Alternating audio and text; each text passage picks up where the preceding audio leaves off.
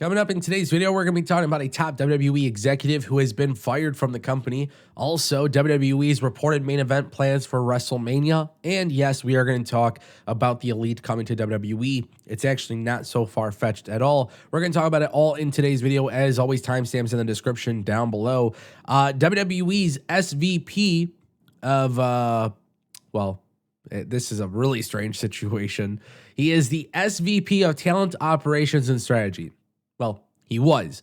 James Kimball is no longer with the company, according to Sean Ross Sapp of Fightful, who reported that today Kimball was terminated because of an HR violation. He was terminated immediately last week, and no other details were given.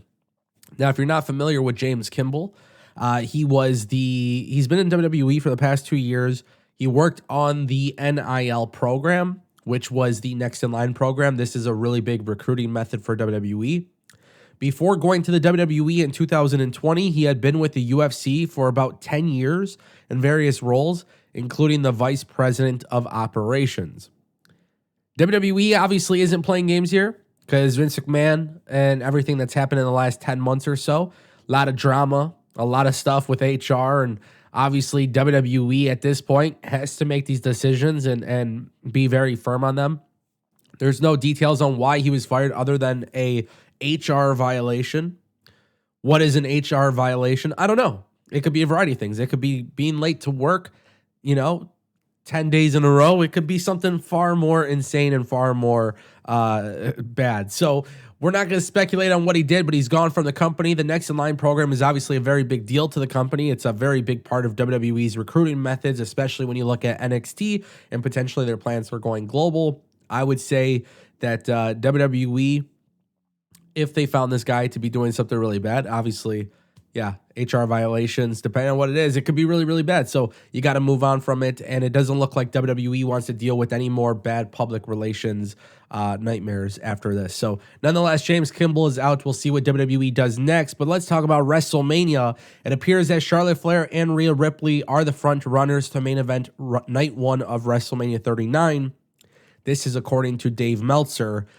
Very interesting stuff. But before Meltzer actually spoke out about this, I think a lot of people were speculating on this anyways. WWE is looking for a really big, high-profile women's match to main event. And they're looking for a really good women's match to main event. So here's the thing. This is one of those things where I just think if you're going to have Reigns and Rhodes headline WrestleMania Night 2, have the women main event night one. It's not a big deal. I think this is a big matchup. I think Charlotte Flair and Rhea Ripley are going to absolutely dominate in this match. Meltzer writes that Reigns versus Rhodes is expected to headline the second night. There is no decision on the main event past an internal feeling that Charlotte Flair versus Rhea Ripley right now is the favorite. There is a push feeling for sponsors and political reasons. After men main evented both nights last year, it would be good for a women's match to headline. And the feeling Flair versus Ripley is stronger than Bianca Belair versus Asuka for the spot. If there is Usos versus Zayn and Kevin Owens, one would think that would be the other favorite, which I do agree with that as well. I think if you want to have a tag team match headline WrestleMania, you absolutely can do that. One of the things that Meltzer wrote was that because of there is a push feeling for sponsors and political reasons after men main evented both nights last year. Look, here's the thing, guys. WWE has two incredible women's matches planned for WrestleMania. There's more being planned, but these are like two really outstanding matches. Asuka and Bianca Belair is going to be incredible, and Rhea Ripley versus Charlotte Flair is just going to be incredible. You're talking about four of the best in the company. You could have either one of those main events, and it's going to be a big deal. And it shouldn't be because they're women or anything like that. It should be because they're just freaking that good. This is exciting for WWE. WrestleMania's build is absolutely incredible right now. The road to WrestleMania, everybody's pretty happy with it.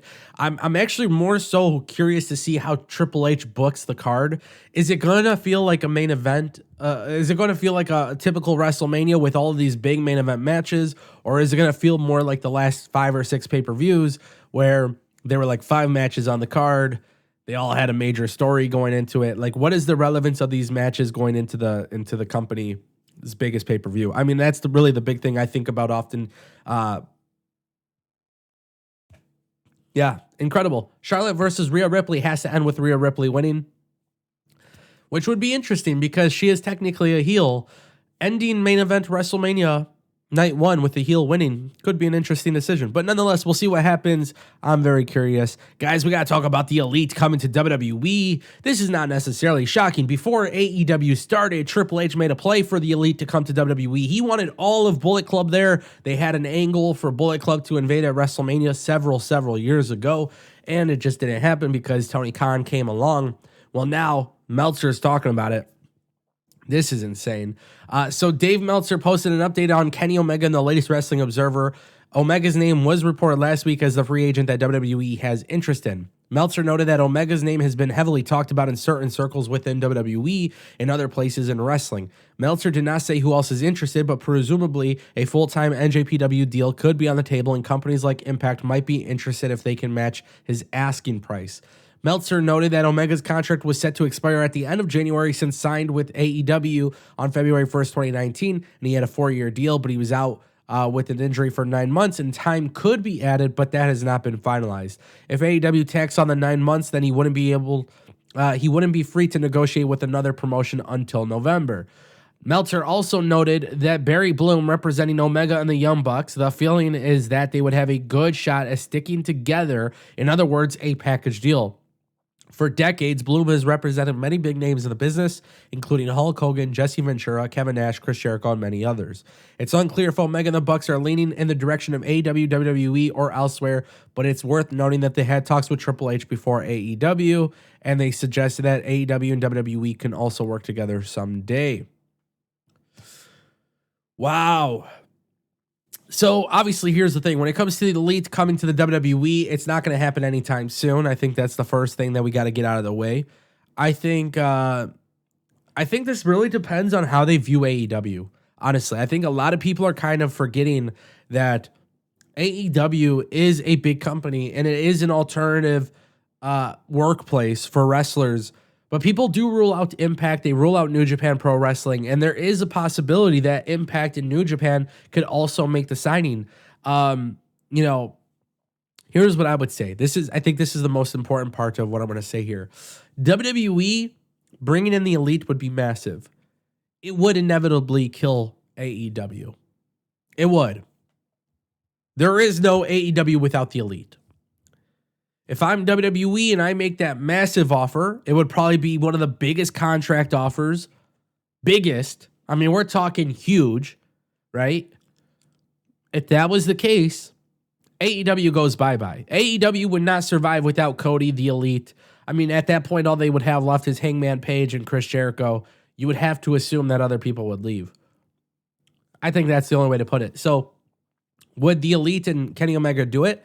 I can't speak for them, but if there's a huge amount of money with guarantees of working WrestleMania, it'd be pretty insane. So just kind of keep that in mind, guys, when we talk about this. You never say never. I don't think it's probable. I think these guys are pretty happy with Tony Khan as well, but I think anything is possible. I want to know what you guys think in the comment section down below. Thanks for watching.